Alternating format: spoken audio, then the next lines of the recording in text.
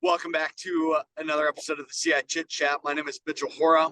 I'm the founder and CEO here at Continuum Ag, out on the road, going and spreading the good word here of CI, making sure the farmers understand how valuable their data and their story really is here. We've got to continue to quantify our carbon intensity. Our carbon footprint on our farms is part of the carbon footprint of the supply chain, part of the carbon footprint of those that are buying our products all the way through to the end consumer. Our footprint is part of their footprint, so on and so forth.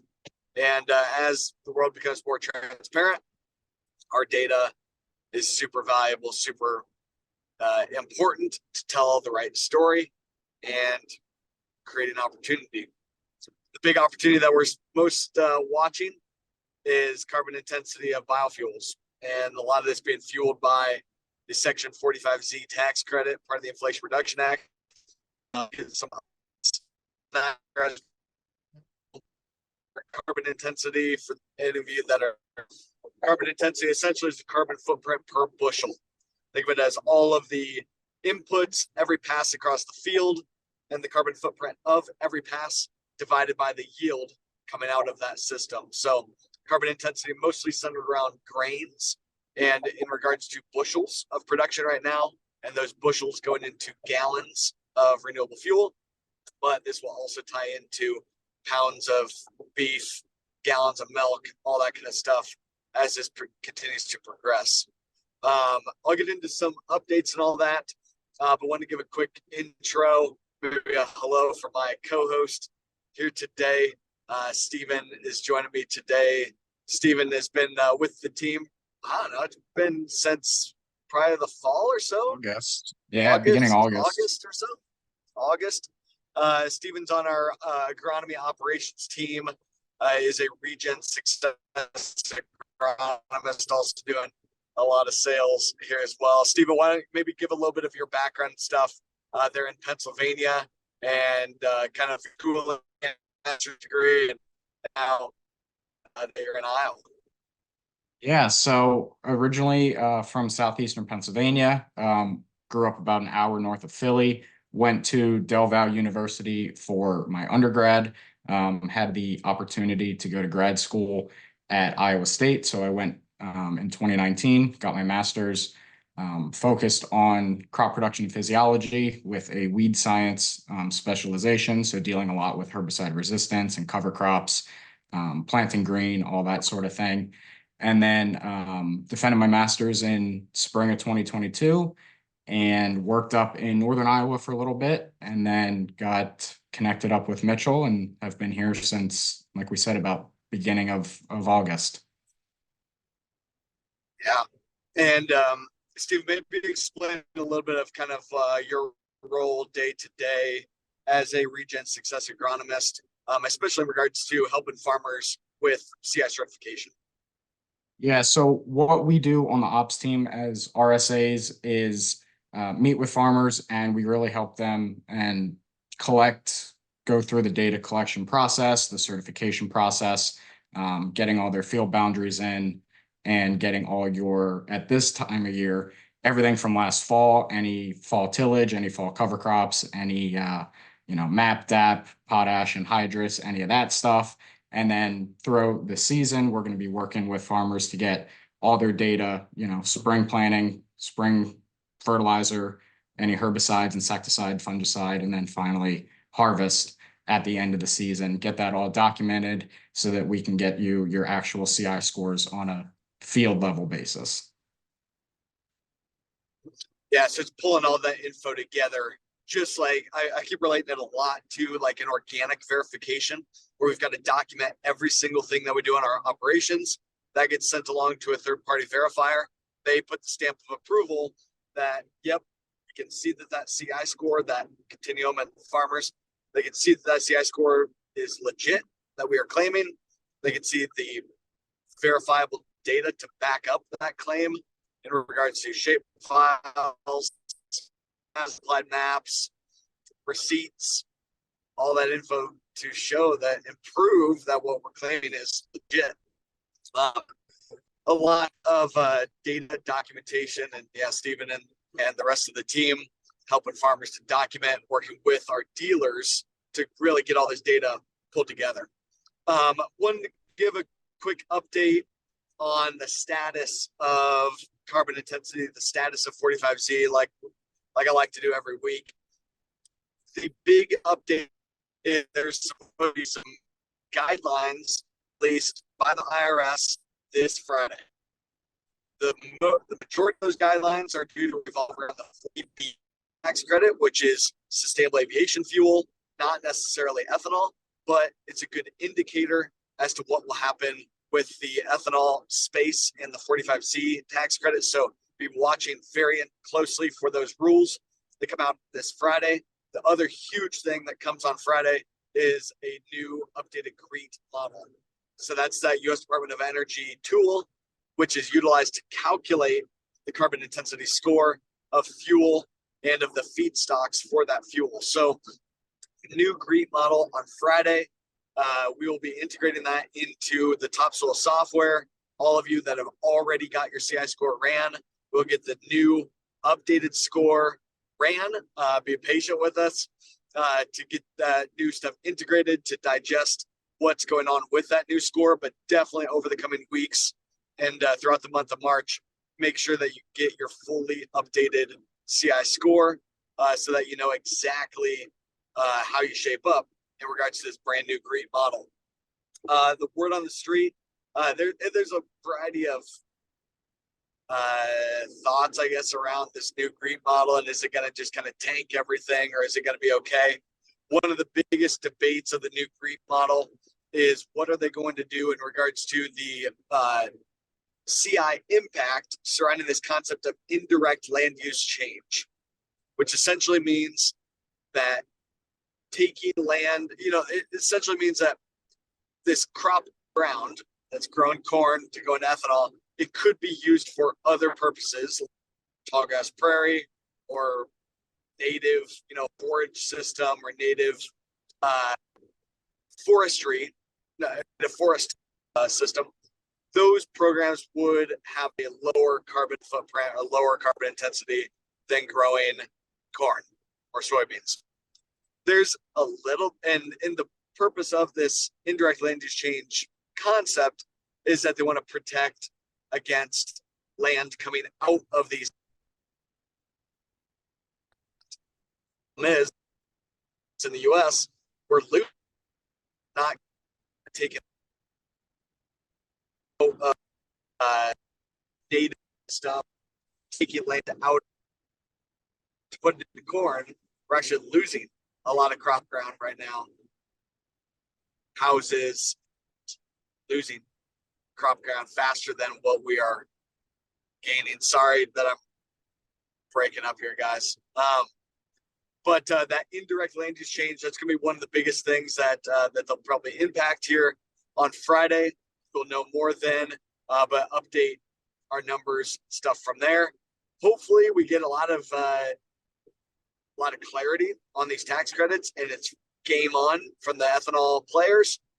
But nonetheless, it's going to be some good indication as to what's going to happen, and it's going to be time to accelerate, or it's going to be time to make some pivots and figure out what's going to be going on. So, Stephen, any additional thoughts on that from your side? Maybe insights on the farmers that you're talking with as to the timing and jumping into this opportunity and waiting for some of these guidelines. Just thoughts on your side.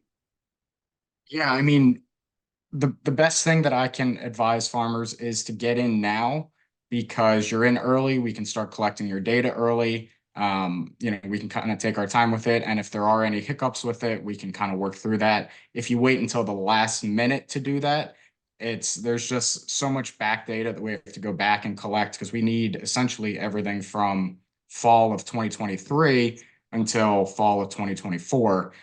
So it just takes a lot more time. And, if there are discrepancies and, you decide to sign up in September, and then there's discrepancies and you don't get that tax credit right away, or you have to wait to bring your grain to ethanol, you're not going to be very happy with that. So the earlier you can get in and the earlier that we can go through this whole data verification process and get you into the system, the better it's going to be.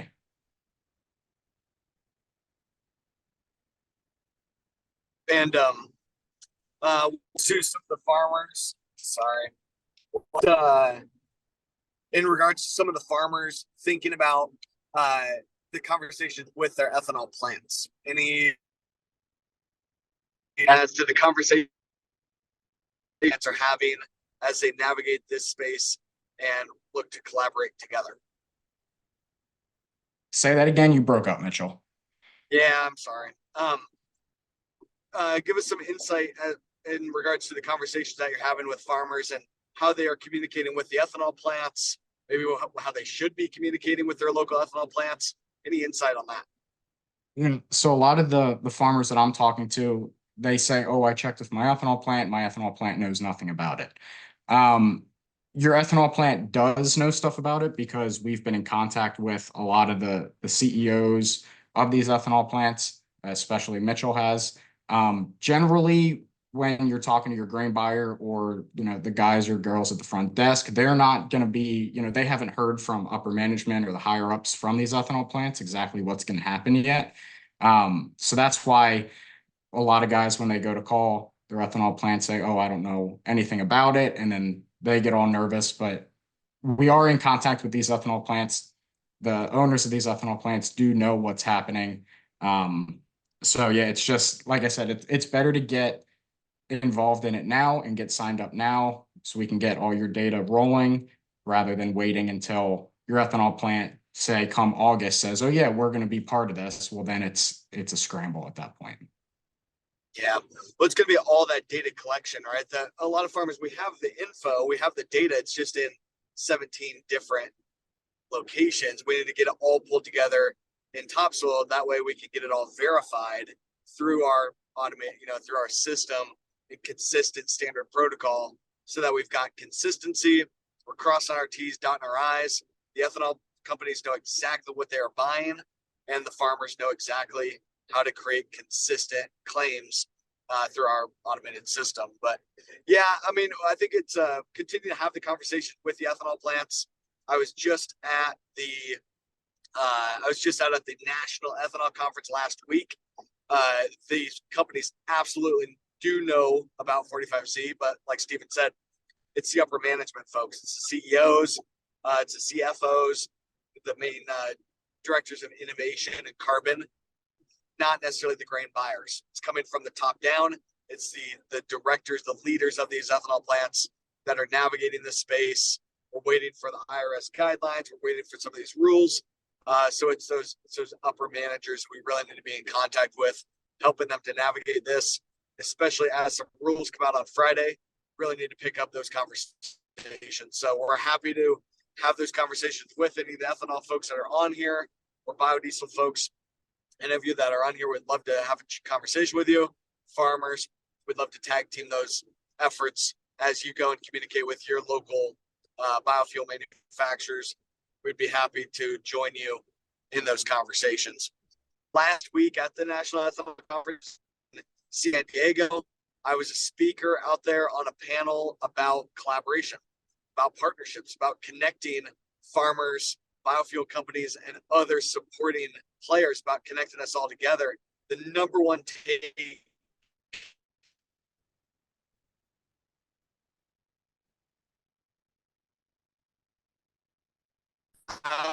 of that conference, she said, number one thing that we could be working on as a biofuel industry is lowering our CI score, which is just amazing to me to think that these players know and that their number one priority is to lower CI. The biggest detriment to a biofuel company's CI score today is the on-farm CI scores, but the biggest opportunity to lower the CI is the on-farm CI. Being able to actually tell our story and give people in the right direction. Stephen, you're helping a lot of farmers. The hot take when you communicate with those farmers and they get on topsoil and they run their score, or you show them what their CI score is the first time. What's the common reaction that you get? Yeah, a lot of guys, think that they're going to have a terrible score, and then we run it and they're in the low teens or 10 or below 10, whatever it might be, and they're like, oh my God, I never would have guessed that my score was that, because they're very conventional, anhydrous, 2-pass tillage, that sort of thing. And so the biggest thing is farmers might not have to change anything, and most of the time they don't have to change anything about their operation in order to be into the money with this program. So it's not this whole thing where you have to go and completely redo your whole operation and change all these management practices. Like I said, majority of the guys that I've talked to, they don't have to change a single thing, and they're already taking advantage of this.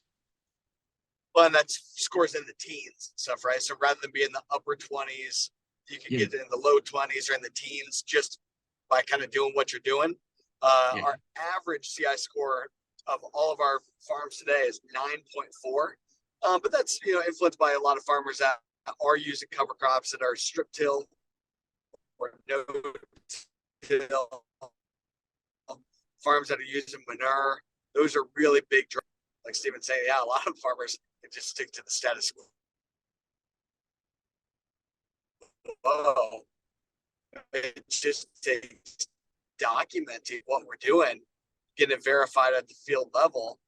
But even what we're doing today, Steve, I know there's a couple of questions and stuff coming in. Maybe want to pop up a couple of those, or let's get to a couple of those questions. Folks, if you've got a couple of questions, be sure to put them in the chat for Steven on his boots on the ground, or some of my stuff talk with these ethanol plants. Yeah, so we got one question from Myron Silling, and it says, any idea on the change talked about last week that suggests that ethanol for aviation fuel will not score as well as initially thought? I'm guessing it's on the production side. It seemed to affect the corn market. Yeah, on the my current understanding of the irrigation piece is that's what it was, right? On irrigation. On Steve, it was the stuff that passed last week that we were all chatting about, with the ethanol not having as high of a or as good of a score on aviation fuel. Oh, so that still ties in with this exact same GREET model update.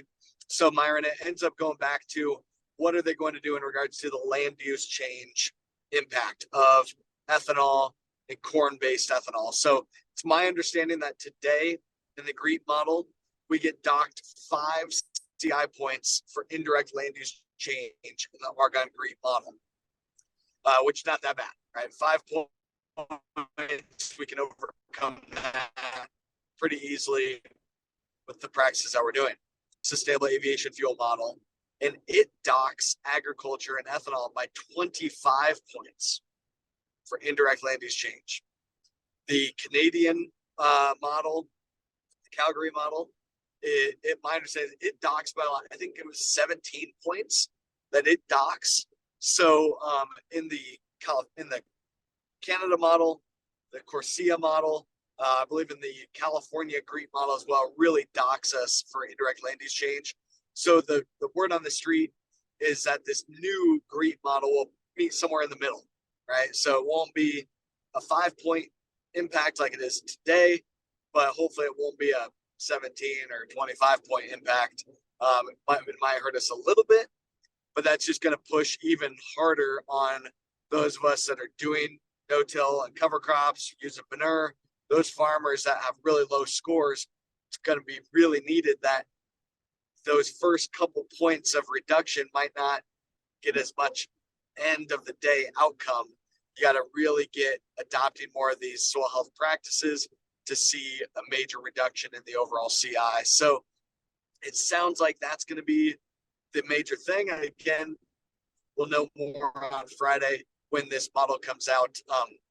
There's a lot of pushback, right? That there's a lot of environmental groups that would love to just not have fuel used at all, right? Would not have any fuel, would all be electric, no combustion engines at all, whether it be from ethanol or fossil fuel or none of it. Just totally get rid of it. Obviously, that's really not realistic anytime soon, especially when we're talking about jet fuel. So yeah, we need to continue to improve the data and improve the accuracy of the data, but it's really just a fallacy that we're taking land out of set aside or putting more land into agricultural production because of fuel. There's a little bit of impact of that, but by and large, that is just really not the case. So we need to be realistic about the real footprint of these fuels. But on the farm, like I said, we'll know more on Friday with this new model. Hopefully it comes out Friday. I'm definitely not holding my breath, but they've said repetitively March 1. So we'll see what they come out with. What else we got? I think Diana might have had one. Josh in the chat there.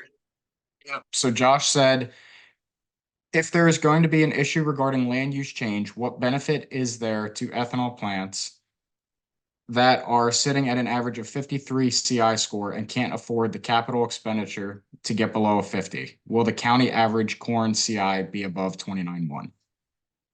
Yeah, so the county average is what's going to really get hurt, right? So it'll be, instead of being 29.1, say that they knock us by an extra 5 points. Now, instead of being at 29.1, now we're at 34.1, right? So if it's an extra 5 point impact, we'll have to see, what happens. But it's going to make it tougher to be able to get that score lower, make it tougher to be able to get those real reductions. So that's going to push it even harder that we've got to do some of the major changes that influence the CI score. Things like using cover crops, no-till, manure, really reducing that synthetic fertilizer, really building up that yield.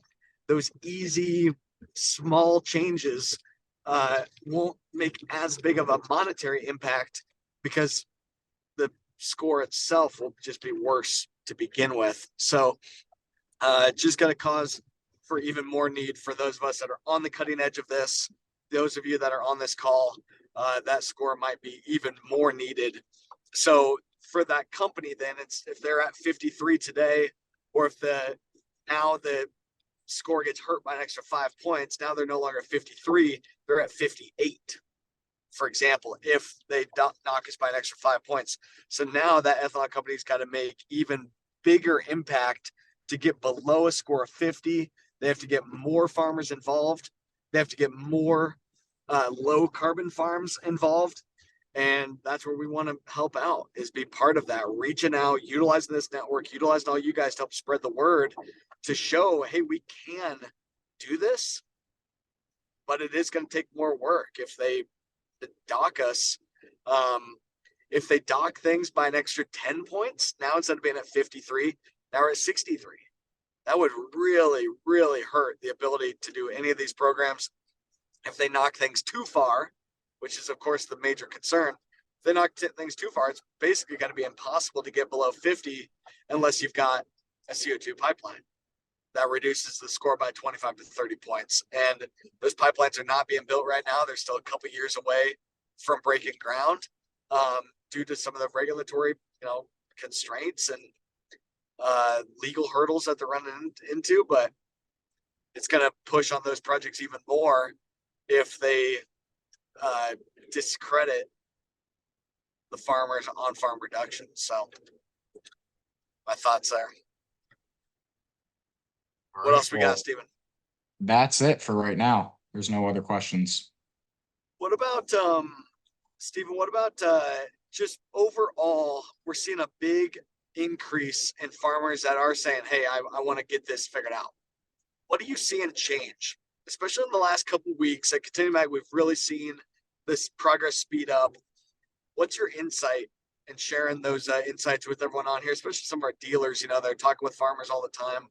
What do you think is happening that more farmers are absolutely coming on to topsoil? They're jumping on board. What do you think is changing with that farmer sentiment? I think it's just we're getting closer to, more into the season now. It's not so far away now. Before it was still 2023 and it was still, oh, that's not until 2024 kind of thing. But now it's like, okay, it's almost March. Planting's going to be here.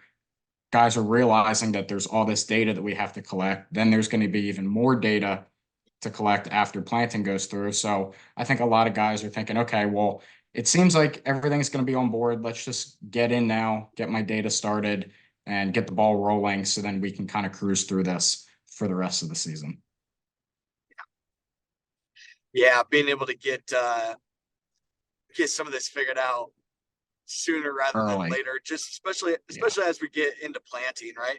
Now you might not have to like, we don't have to have everything sorted out. We've got some time, but I mean, yeah, if we could spread out the workload, it's definitely gonna help us all. Hopefully Friday is gonna be that big kind of unlock, the big unlock to let the floodgates open a little bit. Stephen, what last kind of maybe question here for you? What's your just overall take on the direction of where things are going? Just your personal overall sentiment here, you know, in regards to like this space, CI, you know, as you've been with Continuum now for 6-7 months, what makes you excited, I guess, on where this is going? I think it's just another avenue of income that farmers can have, right? So it's not just taking your grain to the co-op or the elevator. You know, now there's more of a premium that can now go to farmers for having data, for having the documentation, and for bringing it to the ethanol plant. And that's the way the industry is going. All these guys have a lot of data. Well, let's do something with the data. Let's get you paid for having that data and having that documentation of your operation. Yeah. Quick follow-up on that. From being out, you know, being from out on the East Coast, data, sustainability, some of these like regulations, it's more pressing in your neck of the woods than in the Midwest. For most listeners coming in today, what can you share from your experience back, you know, on your home operation out east? You know, a lot of guys in this area do cover crop, and there's a lot of incentives to cover crop because we have the Delmarva right, right down the road from us. And so it it's really incentivized to grow cover crops and to be conservative with your practices and to be sustainable. And there can be a lot of premiums associated with that. Again, if you have that documentation and if you're able to show what you're doing through that use of your data. Yeah. For especially for some of those regulatory claims, right, and around water quality, that's where I think this Mhm. goes as well. It's not just going to be about carbon and carbon intensity, but about water quality impact and all that as well.